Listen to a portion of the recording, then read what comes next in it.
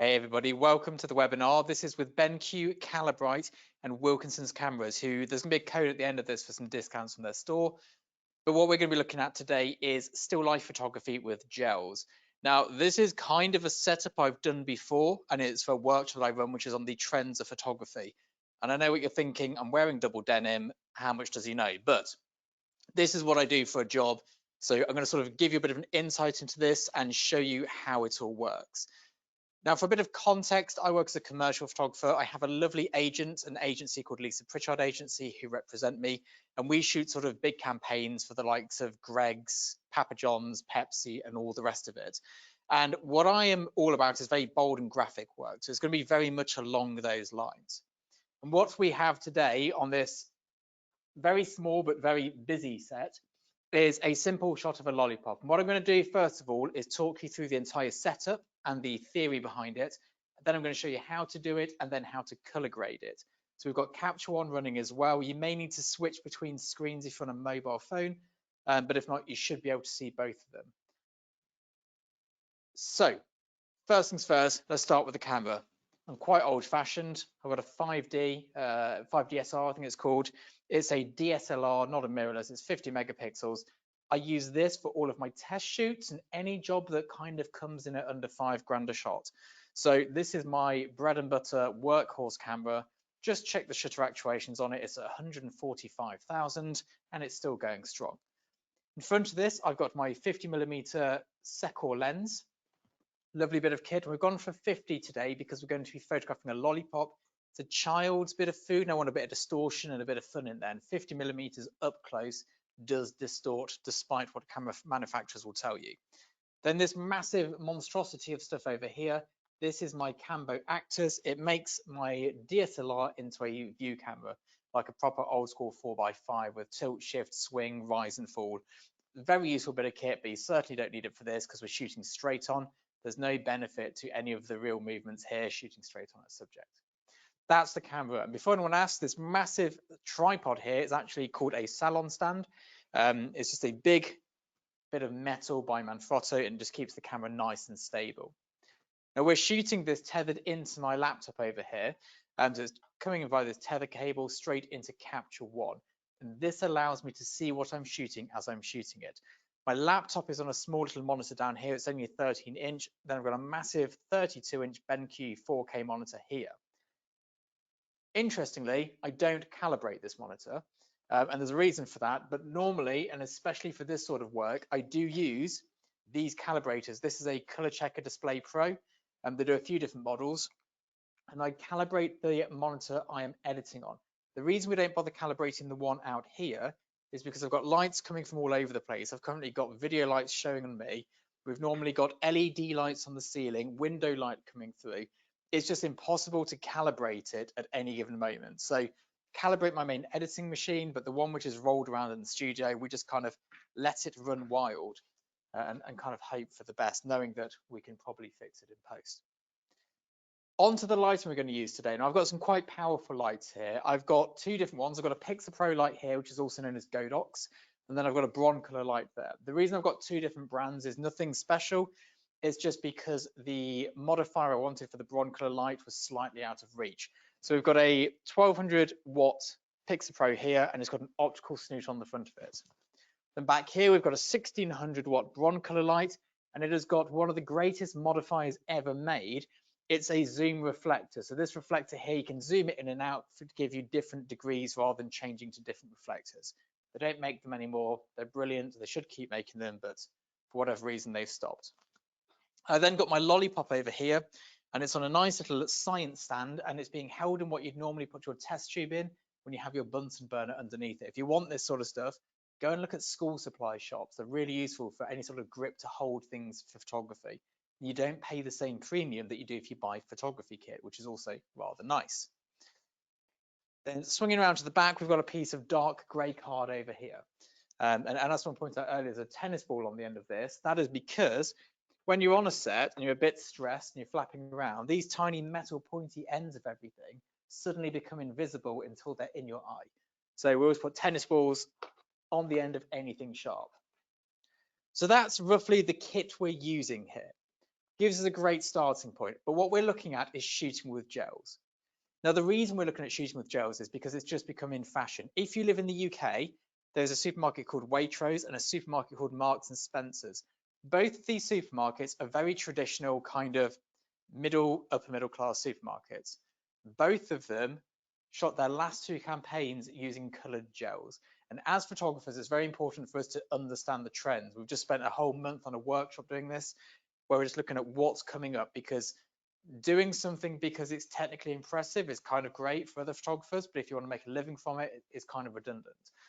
But this has very much come back into trend again. So I'm going to walk you through how I do it. Now we're going to start with the background. The background I've got here is a light grey. The background you choose to shoot gelled lighting on is very important. The brighter the background, the more pastel-y the tones will have the potential to be. The darker the background, the more saturated they have the potential to be. And then you get to a certain point where the background's so dark that it just looks really ugly.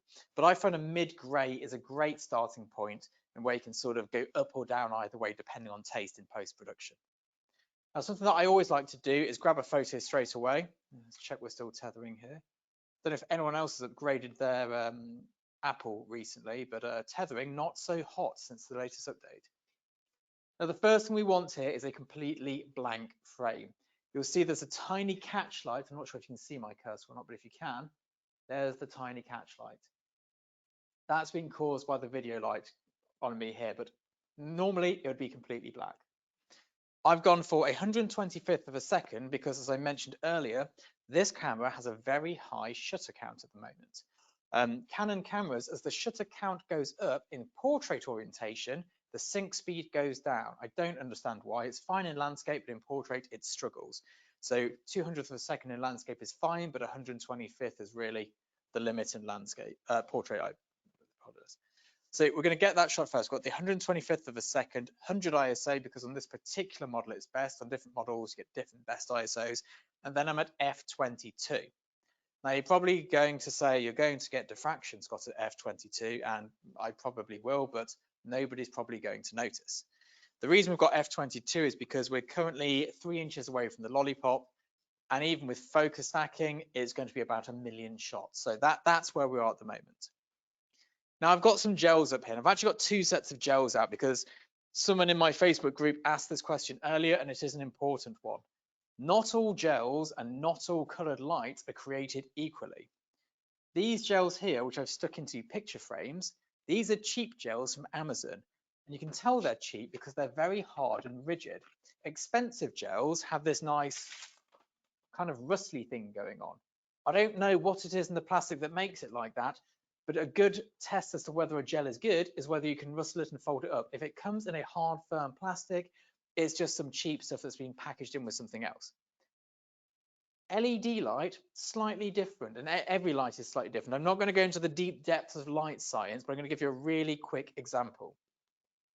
If you have a high quality red light, you get a broader range of the color red.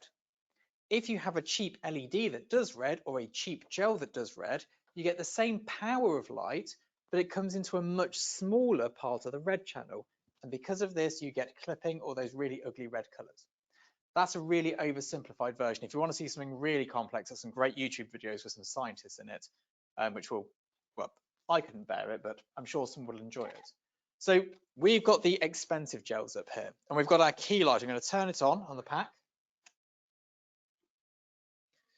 We'll just pop the modeling light on for a second.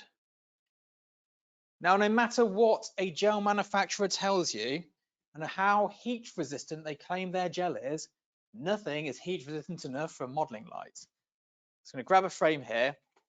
And this is the method I use for oil photography. I do obviously own oodles of light meters and all the rest of it, but I've also got this big screen over here. It's huge. I can see it, and I can see it's underexposed.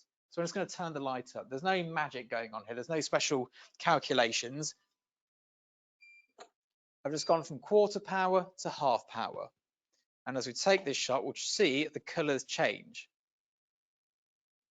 There we go. That's much better. So we've got a bit of a colored background there. I still feel it's a bit muddy. I'm going to go up a little bit higher. And you'll notice we're lighting the background first.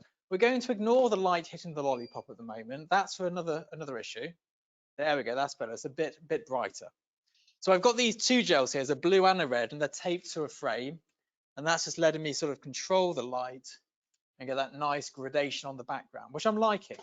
Now, what I am actually going to do here, I'm going to flag off. And the flagging is when you get a bit of black and you cut the light off. I'm going to flag the light off just to show you what it will look like on the lollipop. There we go. So there we go. Just so you understand, we're just talking about the background at the moment. That's all we're interested in. I'm going to turn this off for the moment, just so we don't cause any fires in here. We've got the light coming through with beautiful gradation on the background from the red to the blue.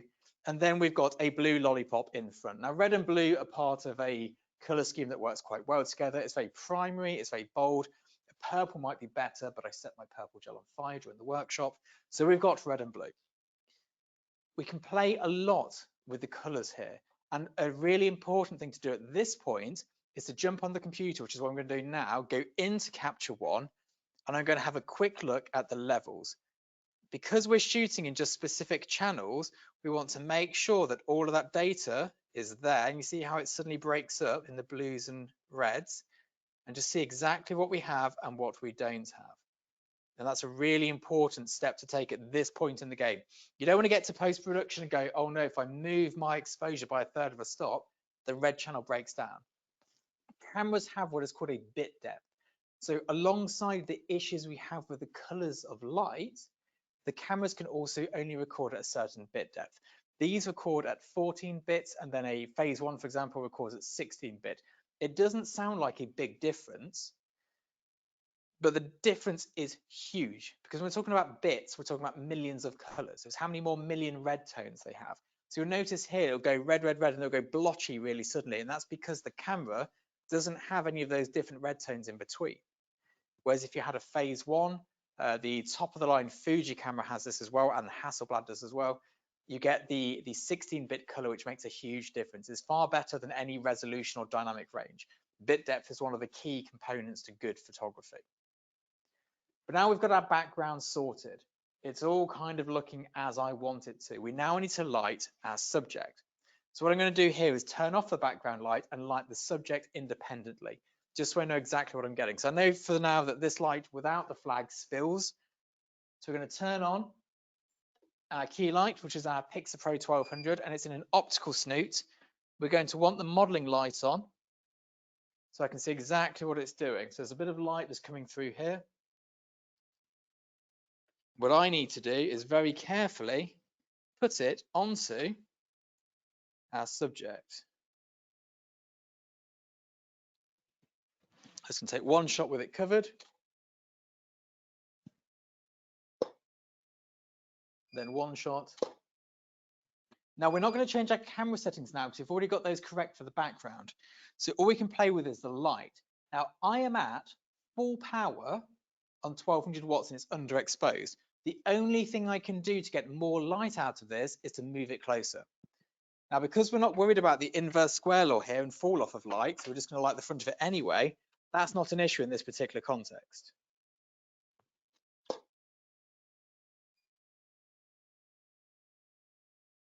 Bit more still.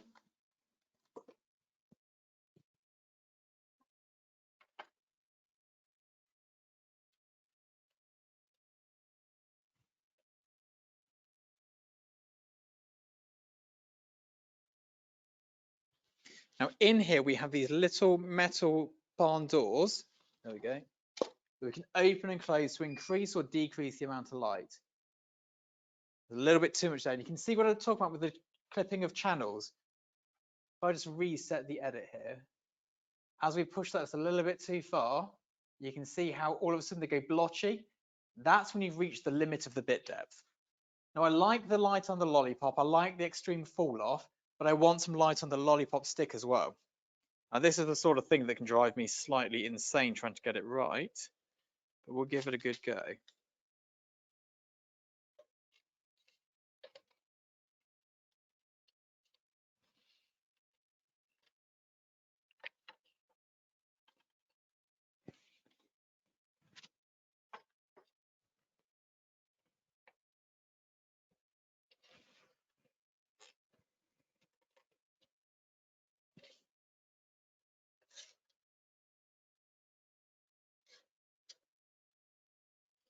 Just small movements, carefully trying to get it into place.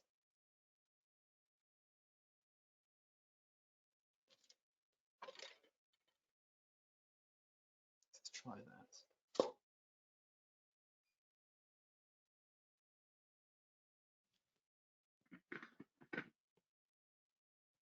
Okay, that's closer. We need a little bit more light still. So we get a little bit closer in. So at this point, our light is about 6 inches away from the subject at 1200 watts. If you're thinking of buying an optical snoot, make sure you have at least a 1200 watt light. You need that just to get any sort of exposure out of it, using it in any meaningful way. If you're ever wondering why brands make 3200 watt lights, it's for modifiers like this. Now, something I use in all of my shots is one of these. It's an X-Rite color checker. Now, we have a problem with this shot though. If I put this color checker behind the gelled light, it's going to do us no favors whatsoever. All we're going to get is it trying to correct all the colors and changing what we've actually got. When you shine a red light over all of these, it makes everything a completely different color. If you correct it, you no longer have that red light. But what we do need is a correct white balance. Now, if we were shooting with a wider beam of light here, I would place the entire checker in front of the shot, but because it's such a slither for this particular shot, we're just going to try and get the gray card in front of us here within the light. There we go. And we're going to take a white balance from that. Just come up here, select a white balance. There we go. Because what we want is to at least have the correct white balance. If you try and correct this on the screen afterwards, when you've got colored gels, a colored suite, it's so hard to get it right. At least this way here, we've got a really good starting point. So we can look at the lollipop now and we see from there, the lollipop stick looks the right color. And if we go back to what the camera thought was right, which was up here, it's quite green. So we've gone from that to that, which is good. I like that. It's very good. Now, we've got the lights kind of set at this point. So what I need to do now is focus the camera. I am going to focus on the nearest part of it, which is not what I'd normally recommend. Normally, I'd recommend making a calculation for the depth of field with 1/3 before and 2/3 after. But I know from basic physics that there's no way we can get this shot in focus without focus stacking it. So I focused on the nearest possible bit with a mind to focus stack the entire image and pull it together in post. I won't show that on here, but it's pretty straightforward. You jump it into Photoshop, auto align, auto blend based on sharpness, and you get your stacked image. But we're going to start here. So that's good. We've got now the front shot and the back shot separately. Now, the tricky bit here is we now need to balance the two exposures. So we're going to turn this backlight back on again. I'm going to manually hold my flag in place. I'd normally use something like a stand to hold this here, but there's so much carnage going on. I'm surprised I've not tripped over something already. So we're going to bring this in to flag that light off. We're going to get our first shot. Okay, it's not as far off as I thought it might be. So if we have a quick look in here, and again, the first thing we do when we've got our first nearest shot is we do a quick grade just to see where things break down. I really like the sculpting of light here. Bang in some clarity. I particularly like the punch clarity, so it's personal preference. And then as a really quick sharpen, we just go to pre-sharpen 2. I kind of like the look of that. And of course, we then zoom in, look at all this digital noise we've created and that lovely bit of sensor dust. And we're just going to add some grain. There we go. Take that digital edge just away a little bit. Okay, so we're getting there. We've got this shot in place, but now we've got a new issue.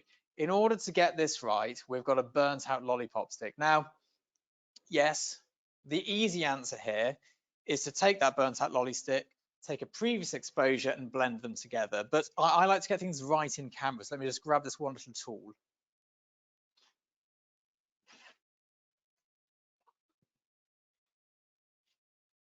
This is called cleverly a net finger. It's basically some mesh on a supposedly finger-shaped bit of thing here. So we're going to turn off the background light again because I don't have enough hands to do it all in one go. And we're going to bring this in and we're just going to cover up some of the light at the bottom of the lollipop stick. And we're just trying to balance the exposure. Most of still life photography is messing around with tiny bits of kit like this, trying to make something balance out which doesn't quite work in camera.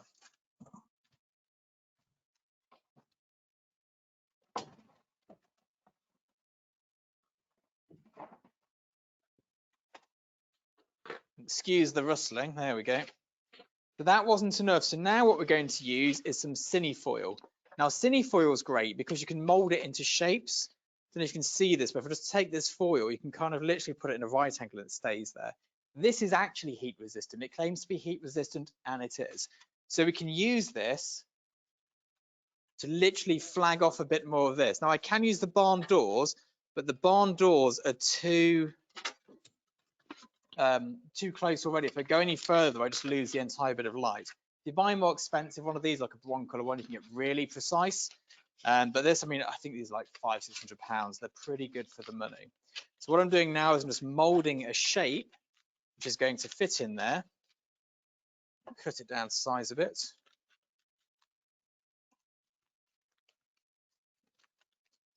And we're just going to try and sneak it into place. Now, with these things here, the closer it is to the light, the softer the fall off.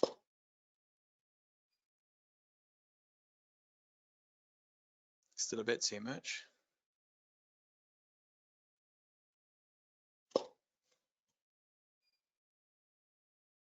There we go. And the closer it is to the subject, the harder the fall off and the crisper the shadow. So this is known as a go-between or a gobo.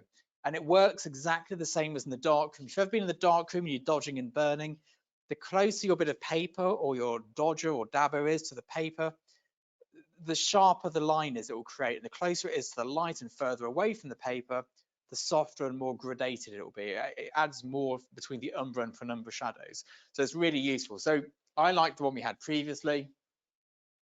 And at this point here, we can just use that lollipop stick as a perfect example. So it's just, again, carefully bringing it in, and it's not always having it face on. It's sometimes just slightly off. We're just trying to add the tiniest bit of shadow in there. Still not quite enough. And then what we'd normally do on set is we'd bring in another C-stand, and with that C-stand, we'd tape this exactly into place, just hold it in there, but I'm trying not to create the world's most elaborate trip hazard for myself. There we go, some double check focus again, so nice and sharp on the front. Very good. Okay, so we've got that. We'll go to the background light again. And all I want to now is really fine tune this.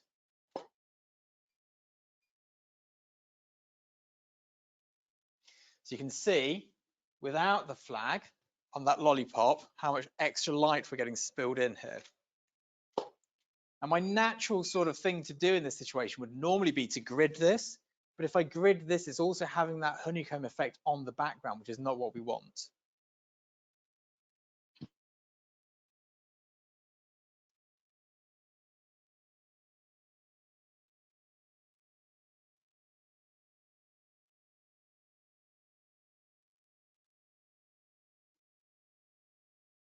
Perfect.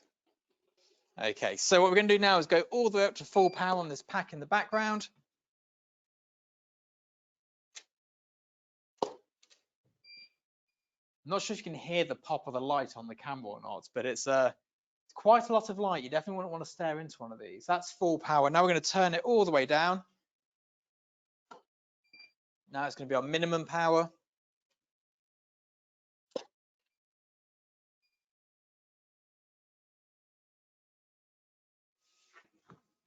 Just got a little bit more. There we go. And you can see we're going up through the exposures now. So that's quarter to half. And you'll just see as we're slowly fine tuning the exposure in the background. Still not quite. See, it looks a little bit muddy still. So it's got a little bit higher up again.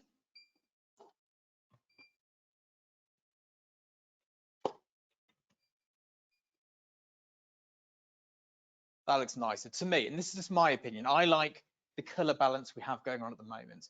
It's quite bright, it's not too much. We've not done anything to the colors or saturation yet either. We've just done contrast, curves, and that's it. So we're kind of in a good place here. Let's turn this off again before we start a fire. Oh, hold fire. Hey Siri, I like the color.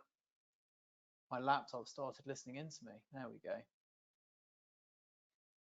So we're pretty close here. Now, a couple of key pointers. When you're setting your background exposure at the start, keep in mind, when you're trying to get that perfect color, you need to know that your foreground light's going to have enough power.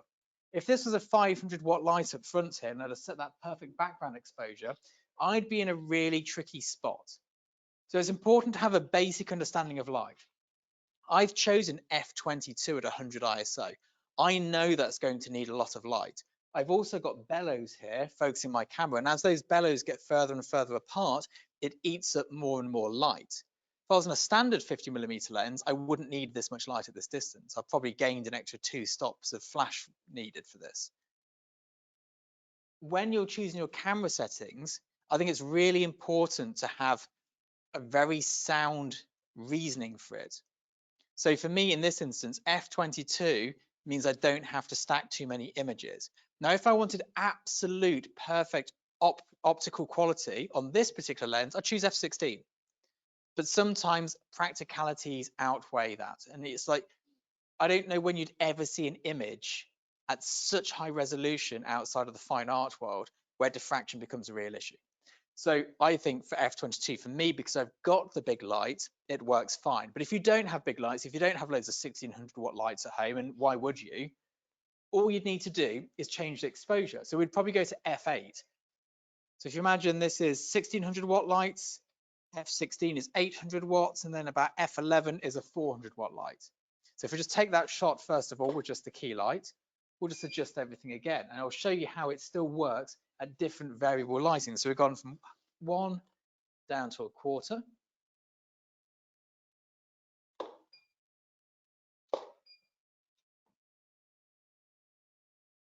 Super.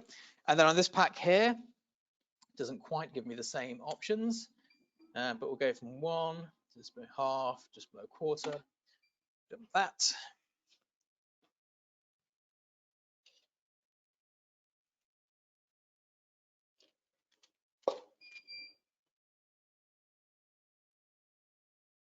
Super. And you'll see, I'm just going to pull these both up on the screen together.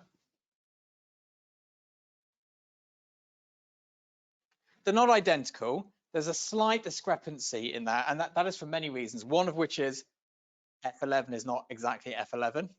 And 2 is this broncolor pack at the background doesn't have the same way of moving the power exposure to the one at the front. It's slightly off, but they're incredibly similar. I actually couldn't tell you which one's which looking at it from here. The only difference is depth of field, and I can tell you now the left one's got a greater depth of field. But if we zoom in, they both look pretty sharp to me. They both have good contrast. So it's not about having the big lights. There's always a way around it. You don't need this big kit. The only reason I'm using it for this seminar is because I don't have anything else. I gave all of the smalling lighting away when I got the studio, because when you've got space, you might as well have big lights. So you don't need that to do it. You can see even here on your screen share, I doubt you can tell the difference in sharpness. I'd say the right image might have a slight edge on sharpness at 100%, but then I don't remember the last time I saw an image at 100%. So, you know, there's a lot to unpack within that. Now, if you don't have something like an optical snoot, again, there are options. I would recommend that everyone goes out and buys a roll of cinefoil. I'm just work out the brand it's called. Oh, it's by Roscoe. Roscoe cinefoil. Comes in like a blue packet, and you could make one of these yourselves. You wouldn't have the optics on the front to focus the light, but to be honest, this one here is not particularly great. But all you need is to take this bit of card, you'll cut your, or foil even, cut the slit out the center, like so. And then we've got the exact same thing here. Now, this is a very rough example of it, so I'm not convinced it's going to work, and probably doing it in the middle of a live stream is not the wisest decision in the world, but that's never stopped me before.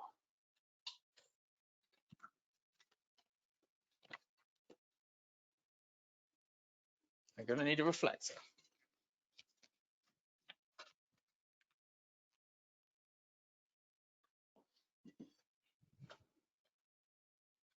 So I've got my reflector. It's just a standard Bowen's hyper reflector, I think it's called, which is a side note for pure reflecting purposes are a nightmare because they cast a double shadow. And then we're going to place this over the front of it. Just turn this one off so I can see what I'm doing. So we've got the full light, this bare bulb there, which is going to be horrifically bright.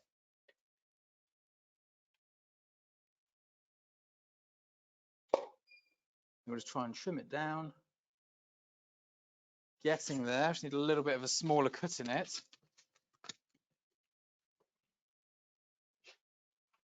Again, we'll take some trusty gaffer's tape just to make the hole I've cut in here a little bit smaller. I'm just going to tape this up a bit. We'll half the size of it. There we go. Again, we'll just place this over here. Still a bit too much of a large.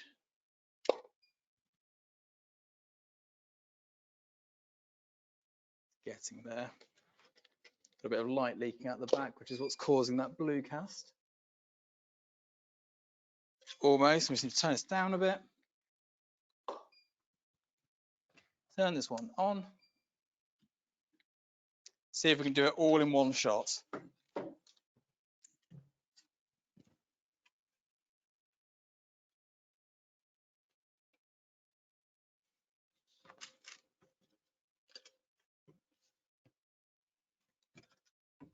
Just about balancing it all.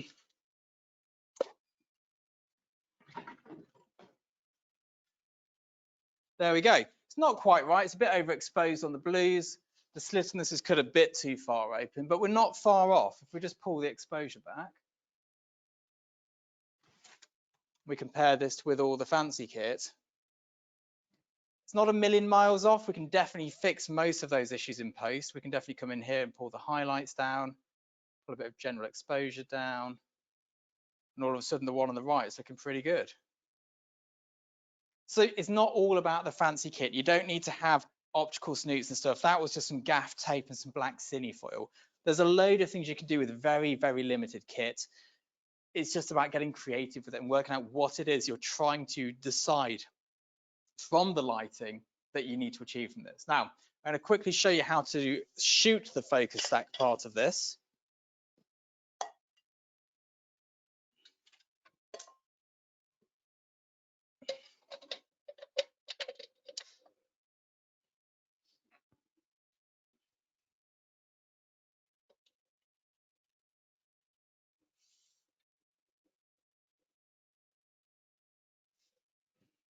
There we go.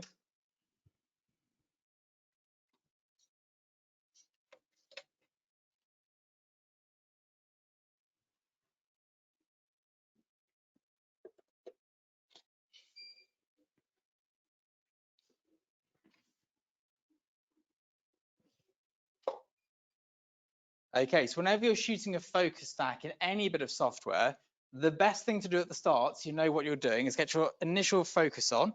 So I always use live view for this because my eyes are getting old. Focus on the absolute nearest part. Turn live view off. Then you put your hand in front of the camera and you take a frame. So you've got a clearly muddied frame. There we go, and that's frame one. So you can see where you're starting from now. We then take the first frame of the stack, and in my instance, I need to make the bellows get closer as we go further away. So we take one shot, slightly just the focus, and we just keep going in the smallest increments possible until the entire shot goes completely out of focus. Now, if you're using a lens to focus instead of bellows, just slightly turning that around ever so slightly each time. So just keeping an eye on this over here.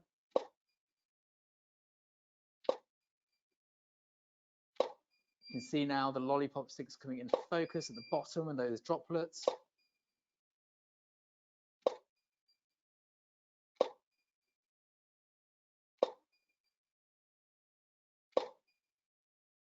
Still going. There we go.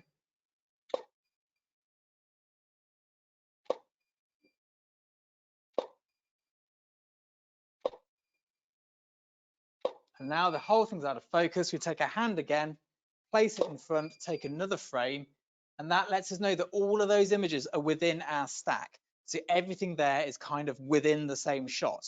We'll export those as TIFFs, and then we'll take those TIFFs into Photoshop to stack them.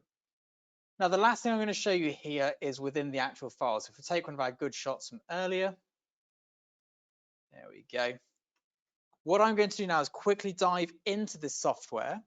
So if we all look at the Capture One bit of it, and I'm going to show you this great feature called the Advanced Color Editor, where we literally come in, we select the color, we can then choose how much of it is going to affect, and I want this to go almost, and you see how red and blue go into each other, halfway up here. I'm going to bump that saturation. Now watch this go blocky. That's where the bit depth struggles. See that? That's too far. So what we're looking for is, for me, is the most color I can get out of this without it going a little bit wrong. We're then going to take the blue. So we'll tick this again here. And I want this blue to come all the way around to here. And again, and we get that neon look, which I'm really a fan of. Now I feel like I haven't set the right white balance here. I'm going to take the white balance from this part of this. Oh, and now we've got some problems. Now we've got some problems. Let's go back into the color editor. Let's open this up again. There we go. That's better. And then the last thing I would perhaps do is a little bit of dodging and burning. So I'm going to go for a mask. We'll draw a mask.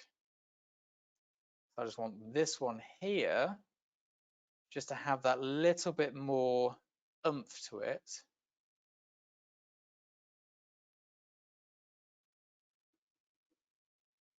So we're separating the blue from the background to there.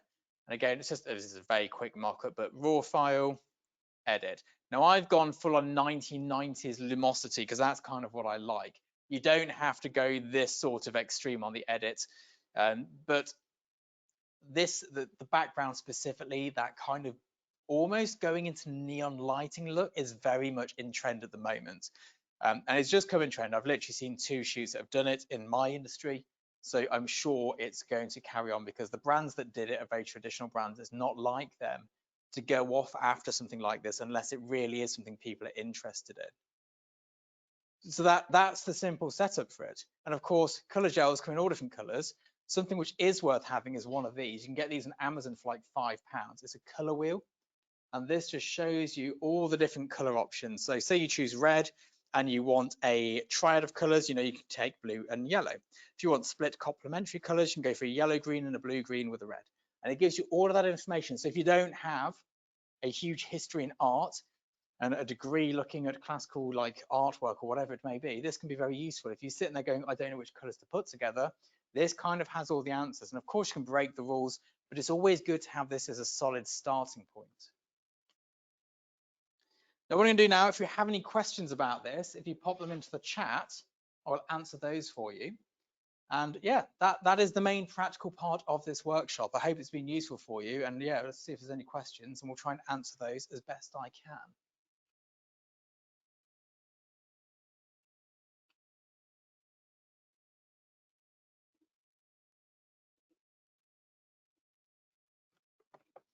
Oh, and before I forget, as I come into this sheet here, look at that, camera change, seamless. There is going to be a code at the end of this for a discount from the Wilkinson's camera company. So if you do pop that into the chat, then people will be able to look at that, and that gets you discounts on BenQ and Calibrite stuff. And if you're looking to buy one bit of Calibrite kit, I think the most useful for most photographers is the ColorChecker passport. It's great, especially if you get to the point in editing where you're sort of doing shots which are all one color. So there's a real trend at the moment. I've just shot a whole series of images called an ode to jam. And it's this big blue set behind me. So everything was blue. And making sure the blue is the right blue in the right places is really difficult by eye. But if you shoot the color checker, it automates it for you, which just makes life considerably easier. So do we have any questions? What was the brown light in the background? There's a light in the background. I think it's slightly moved out of shot since I've done it. Let me swing it back in. It's over here. This is a hobo light video light. It's not doing anything to the set. but I'm not sure if you can see it from there. It basically looks like a Hasselblad camera body, but it's a light with an optical lens on the end, which is pretty cool. So I'm using those to shoot my videos at the moment. So question from Charles. Do you worry about the ICC profiles and curves at all in the color management panel? Do I worry about them? No, not really.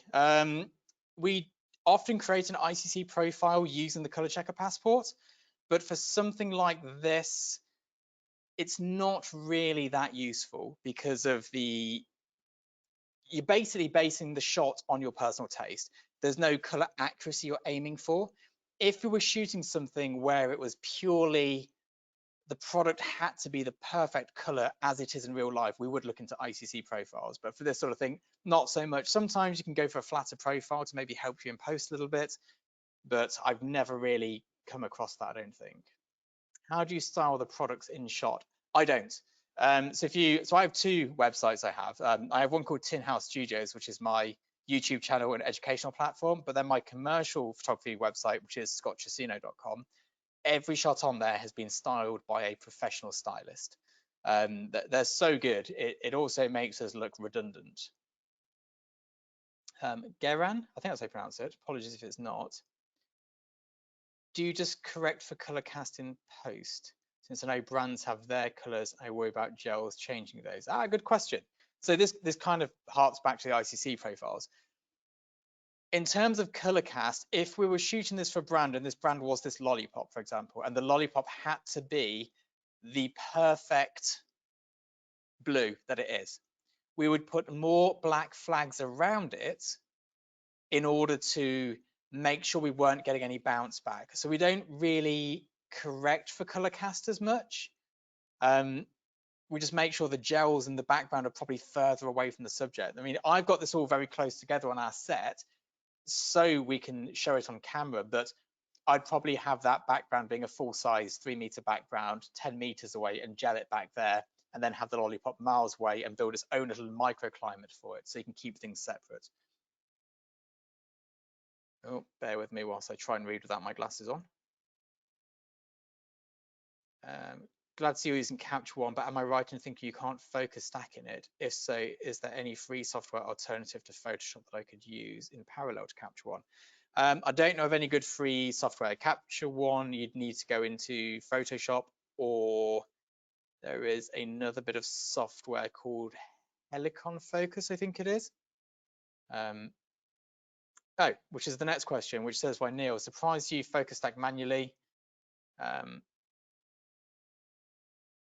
Is there any reason you don't use Helicon Focus or any other software? So I focus stack manually because if there's a problem, it's easier to fix, and I find there's often a problem. Helicon Focus, when it works perfectly, is brilliant, but I find fixing any issues in the stacking really difficult to do. Whereas if you do it in Photoshop, you can just choose the layer, brush it in, brush it out, and it's nice and easy to do.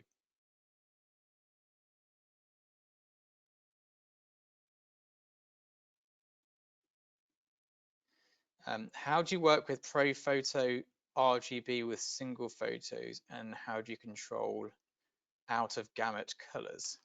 I don't, is the answer to that one, Matt. Yeah, sorry, I can't help with that. I don't use the ProPhoto RGB for single photos. In terms of controlling out of gamut colors, there's not, once the colors are gone, they're gone, I guess. So I'm trying to put this in a practical term. So for those who don't know what I'm talking about, it kind of comes back a bit to bit depth, and it kind of comes into a bit of light. So sometimes the colors just, they're not recordable, or they're not visible, or for whatever reason, it can cause, there's so many variables and it can cause all these issues. And there are some really technical ways you can do things to help control it, but an easier way, which is the exact same thing, is just to change what you're doing. And I always find that to be a better option. So when a client's like, can you make this redder like this? And you can't, I find a different way around the problem. Can you explain why you need a white balance again? Absolutely. So when we're shooting a shot like this, where there's lots of colors going on everywhere, now we're quite fortunate this lollipop has a white stick. But if it didn't have a white stick, if it was a blue lollipop and a blue and red background, the color for the white balance, which basically says, here's 18% gray, and here you can now work out what all these other colors are, because the camera doesn't know what red is. It works it out from what 18% gray is.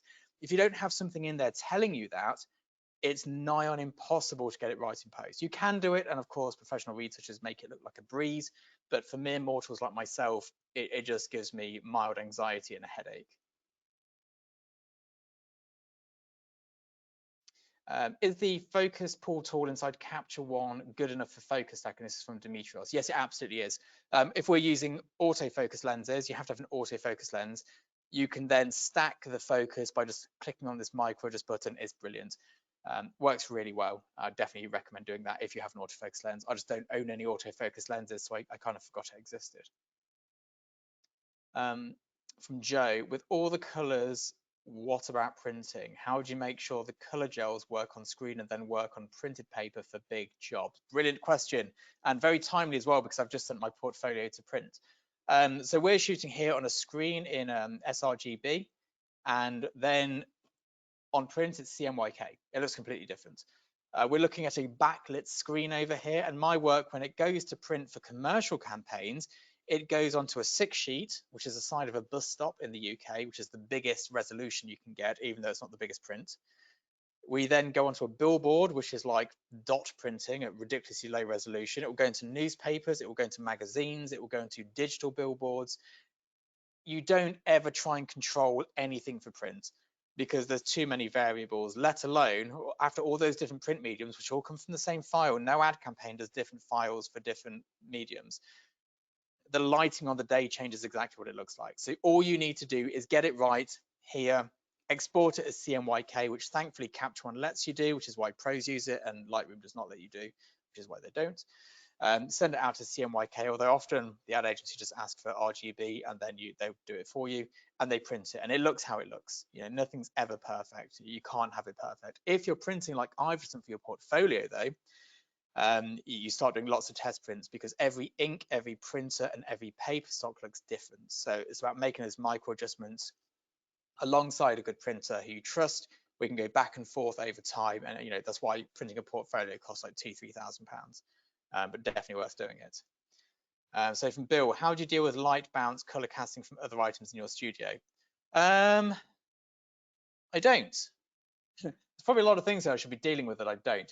It's never been an issue is the honest answer. Sometimes I've got a yellow watering can in the corner of the room back there, and sometimes I can see that in a reflective item. But even this massive blue set nearby, it is not causing any color cast, because this current set is so small and so close. The light nearby at 1200 watts from 5 inches is not going to bring anything else in there. There's not any time for light to bounce and come back within 5 inches.